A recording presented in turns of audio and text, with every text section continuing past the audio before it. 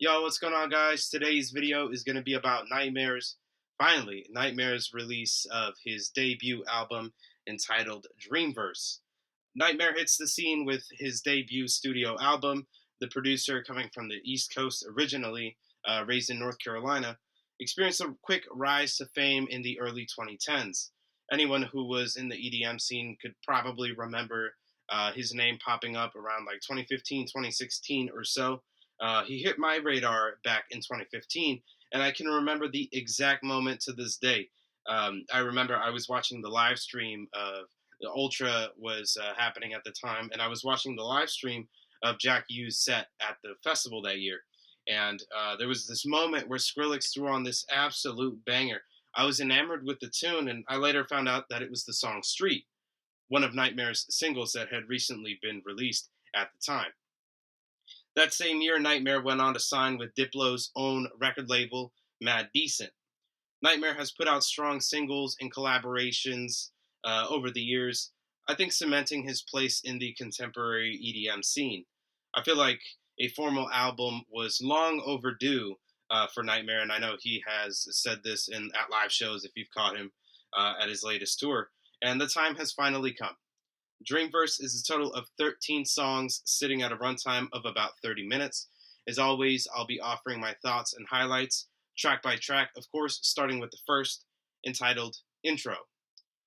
Track 1, Intro, is big and dramatic, although it starts off quiet and small with an emotional piano medley walking the listener through the beginning of the track. Halfway through, a string section joins the mix, with a later horn section following after. By the last third of the song, the mix is wide with huge dramatic drums building up the music. This transitions into the following track pretty nicely. Track 2, entitled Threshold. This is a brief dubstep-infused track. The intro features soft synth melodies with vocals and strings in the background, building the music up into the formal build-up section. Here, a big snare roll and blend of risers lead the listener into the drop section. This takes up, I guess, the last third of the song. We can hear big snares and kicks with subtle overheads giving the music a sense of motion. And the bass synths are growly and highlight pretty simple grooves. There's also screeching synths and sounds that slide and pitch in the background, adding subtle melodic elements to the music. But it is a pretty brief track, barely 2 minutes long. What follows is track 3, entitled Teardrop, featuring Virtual Riot and Marley. This track brings more melody and dubstep to the album. The track starts off with soft vocals and quiet piano accompaniment, with airy and wispy samples to further enrich the mix. Lyrically, it's rather simple, as we can hear themes of heartbreak and a desire to move on to something healthy, a healthier relationship. I'd say Marley's vocal performance is solid for the song, as her voice does fit the production style. In the background, we can hear the gradual introduction of bouncy, syncopated synth chords and bass, as offbeat snares hit the listener with clave grooves. This then leads into the first drop, which hits the listener with a melodic approach to dubstep. Nightmare uses one main melody sitting above the mix, sliding up and down in pitch. In the background, we can hear fast synth arpeggios and bass growls. It's a nostalgic, at least to me, nostalgic approach to a bass drop, reminiscent of a lot of Nightmare's older work. The following drop swaps the style, hitting the listener with choppy bass hits, synth swells, and several alternating grooves. The drums are clean, featuring huge snares, heavy kicks, and stuttering hi-hats where appropriate. Otherwise, steady rides and hi-hats accompany the drops. I'd say it's the essence of bro step that shines in the drops of the song. I say this because the subsequent drops sound very similar in terms of sound design. I do appreciate how each drop sounds a bit unique, with the third drop featuring different grooves and the last drop featuring a fake out at the beginning of it. The last 3 drops also include build-up sections which are distinct, with offbeat synth stabs and cool effects added into the music, which help keep it engaging. I also appreciate the unique snare rolls used in those samples of the snares, as they sound distinct and help highlight the changing sections as they happen in the song. Track 4 is entitled Shady Intentions, featuring Zed's Dead and Tori Levitt. This track blends elements of future bass and dubstep. The intro features repeating synth grooves with vocal melodies on top of that. The percussive elements include snaps and subtle hi-hats here, and we can also hear airy synths in the background, which eventually come to the foreground during the build-up. The two drop sections of the song are almost indistinguishable to me. They feature steady drums with simple pulsing synth grooves and airy vocal samples in the background. The bridge section is very similar to the intro verse, and the outro feels like a stripped down version of the drops. Lyrically, this song is about being cheated on in a relationship and emotionally coming to terms with that reality.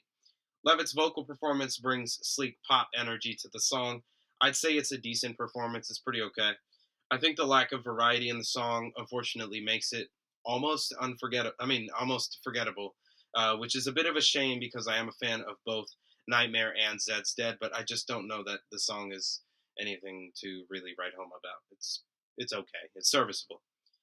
Track 5 is entitled Fall Into Me, featuring Slander and Dylan Matthew. You can really feel Slander's influence on this tune, for better or worse. I guess it depends on how you feel about their production style. The song features everything that you would expect to hear in a collab between these two. The intro consists of lonely piano backing, somber vocal melodies, and performances by Dylan Matthews, and subtle strings and swells in the background. The build-up introduces the main synth for the drop, which highlights a groove with repeating pulses of notes. The drums highlight halftime grooves, blending elements of future bass and dubstep. There's stuttering hi-hats, thick kicks, big snares, and flashy fills between sections. The intro verse then plays again, building into the second drop in a very similar way. We can hear added vocal melodies in the background and risers added to enhance the space of sound. The second drop is different in that it features a fake out beat drop, but apart from that, it's basically the same as the original drop. I think Matthew's vocal performance is the highlight of the song. His melodies are catchy and his voice is distinct. I mean, every time I hear this guy, I just know I'm listening to a Slander tune. I'm not sure that this is his best performance, but it certainly does make the song more enjoyable. And lyrically, Matthews highlights the feeling of knowing a relationship is getting rocky and desperately needing reassurance from your partner, even after they've asked you for space. Track 6 is entitled Trials, featuring IDK. Stylistically, this song switches up the vibe big time. The track features EDM trap production. The verses consist of big horn samples and a massive 808 influenced groove. The song notably does not feature any conventional drop sections, as A Nightmare instead opts for verses and highlights IDK's performance through those verse sections.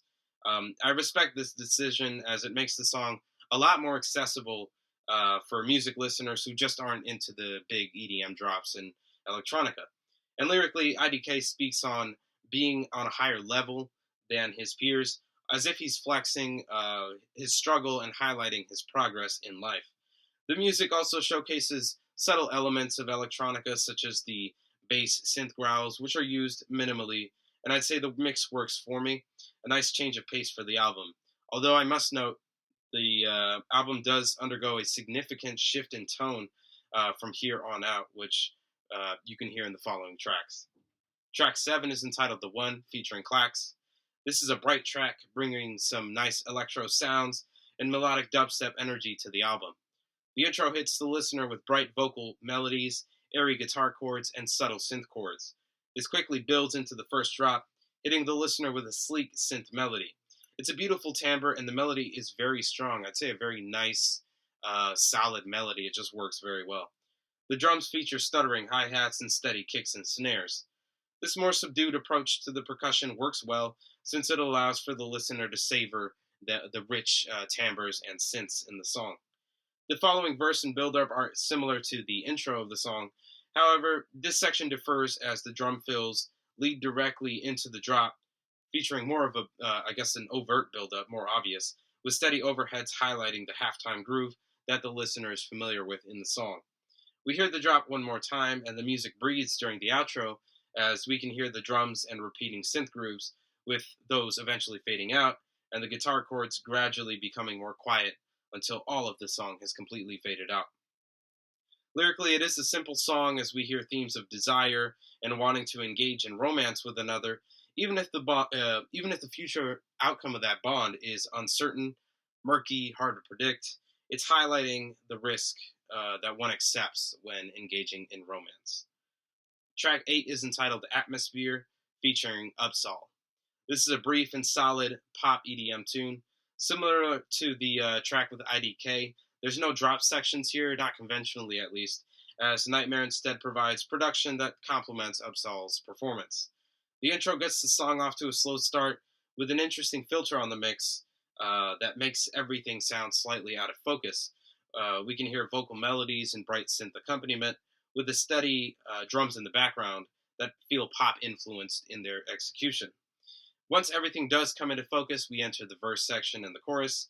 The drums are thick and poppy with a rich bass synth following along. We can also hear synth pops and chirps in the background for extra flavor. The bridge section is unique in that the mix is stripped back, featuring synth chords in the background for extra fluff. And the music is out of focus again, and this changes once we enter the chorus. And during the outro, we can also hear bright guitar melodies, which complement the vocal melodies. And lyrically, this song seems to revolve around the desire to escape from reality. Escapism can help us cope with the uncomfortable realities of everyday life, and the song touches on those themes. For example, Upsal sings on the verse, "I'm getting way too good at pretending. Almost every time I'm closing my eyes, wake me up in all of its ending. I'll be blinded while I'm chasing the light." Overall, a brief and solid tune. Track 9 is entitled Nothing's Perfect, featuring Oliver Tree. This track is a strong follow-up as the pop EDM sound continues. The track features a pop groove with crispy strummed guitar chords and bright synth accompaniment. Oliver Tree brings simple and catchy melodies with what I consider to be a decent performance. His voice sounds great on the mix for the most part, though there are some parts that do sound a bit odd, although I can't really pinpoint what it is or why that is. But there's a good amount of reverb on his voice, which works well with the clean mix. Lyrically, Tree sings of empty promises and being left with a broken heart. I love his approach to songwriting just because it's so simple. It's that simplicity that allows for effective songwriting, painting a simple and perfect picture for the listener to soak in. There's also two drop sections here on the song, each sounding nearly identical. They feature steady drums and a simple gated synth melody, grooving along with a deep, sliding bass line synth sounds beneath the mix. Track 10 is entitled Fear. From here on out, the album pivots yet again as we're thrown into a dubstep banger with this song. The intro features steady repeating synth chords with chopped samples in the background and an amen break with samples in the background pushing the music forward. This swiftly builds into the drop, here featuring thick kicks, metallic snares, and aggressive synth growls. The drop is simple, but I'd say it is effective. The music then quickly builds into the second drop, which features different grooves in the music, which is cool. The drums highlight clave grooves, which sound great, and the background accompaniment matches the energy. It shifts a little bit just to work better. At the very end, we can hear a big vocal sample speaking about the nature of fear. We hear the words, "Fear is not real. It can only exist in our minds. When we think of our lives ahead, it is a product of our imagination, making us fear things that may not ever exist. Fear is a choice." Much to think about. Transitioning into track 11, entitled Love, the tune kicks off with vocal samples and a clean electro synth arpeggiated melody. It's a nice shift. The drums soon come in for the first drop, bringing relaxed halftime grooves to the song. The background music swells accordingly, and we can hear glittery synths joining the mix, creating a very sparkly soundscape. The blend of synths is beautiful, and then soon after, the music then enters a new build-up section, a bridge section of sorts, as the music changes rhythmically, this time highlighting a triple meter.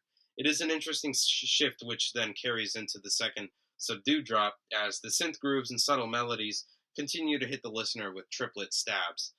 The kicks and snares also follow their cues, creating a distinct drop, a triple meter all over the mix. It sounds really cool.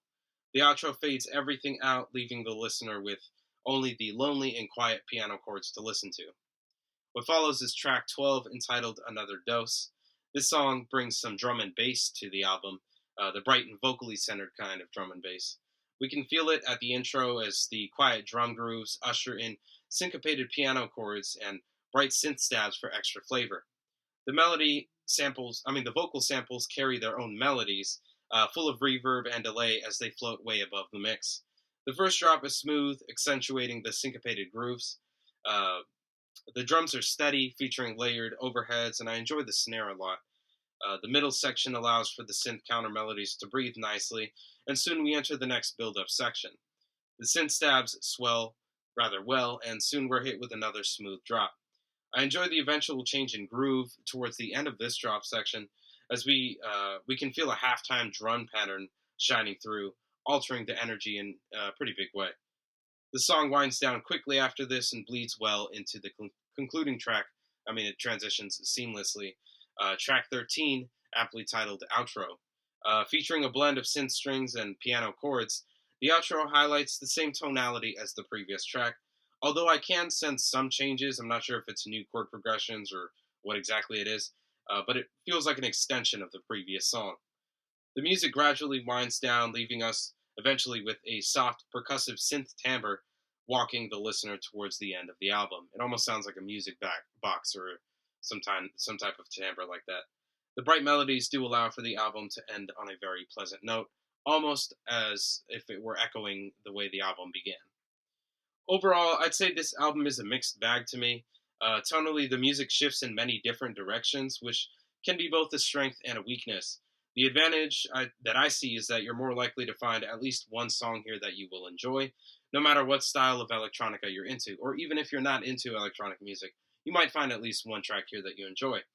However, I think the album suffers from the variety because it's not exactly the most cohesive listening experience. I guess it all comes down to NGHTMRE's intent, and I guess how the listeners are going to digest that music. And with this being his first formal debut album, I understand that the goal might have been to widen his reach. Um, it feels like an entry level project to kind of showcase all of his strengths as a producer, and he's certainly got an ear for solid production. I'm not sure how likely I am to revisit this album in the future, though I am looking forward to NGHTMRE's continued growth. I've been following him for some years now, as I mentioned, and I believe he's got the potential to create something really, really special. And this was definitely a step in the right direction. But yeah, I mean, if you've sat here and you've listened to me talk about NGHTMRE and his debut album, Dreamverse, I really do appreciate you taking the time to do that. And if you are looking for something that will kind of get you started with EDM, you've never really listened to it, this might be an album that you might enjoy. I think, as I mentioned, there's a lot here to kind of get into, a lot of different styles. So if you're looking for something that'll just kind of give you a taste of different subgenres, it's definitely the album for you to give a listen to. And if you're working on new music or you are listening to new music that you really, really want to share with somebody, you can always send that my way. And if you want my feedback on anything that you're working on, if you create stuff or you create music or whatever it is, I'm always happy to provide feedback and constructive criticism where applicable as well. And with all that being said, I hope you're having a very wonderful day. Make sure to keep yourself hydrated, mask up, get your flu shots, all that good stuff. Take care of yourselves. Peace.